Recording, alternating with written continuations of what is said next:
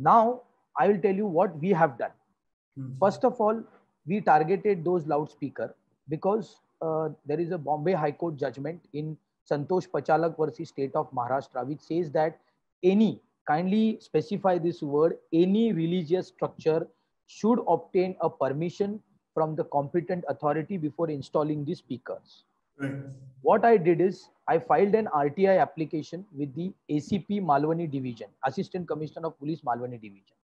I got a reply that no such permission is been given. Okay. Then there is another judgment of Bombay High Court, Vijay Mahesh Badekar versus State of Maharashtra, which says that the audibility should be less than 45 decibels.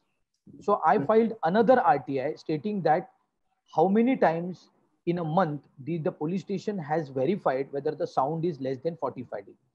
They say that they don't have any such data. Therefore, everything is going on illegally. Right. Then what we did is we issued a contempt notice to the senior PI Maloni police station. Then for some time, the voice was reduced. But that was only a glimpse. What they did is after 1 month of an interval period, they again raised their voice. So therefore, finally, we gave a notice under section 38 of Maharashtra Police Act, which gives an power to the senior officer of a Malwani police station to get rid of any of the noise nuisance. So after giving that loudspeakers were removed.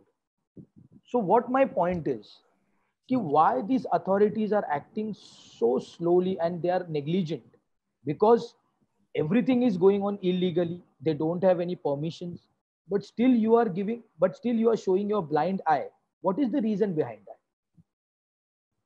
The reason is some political pressure is working for them.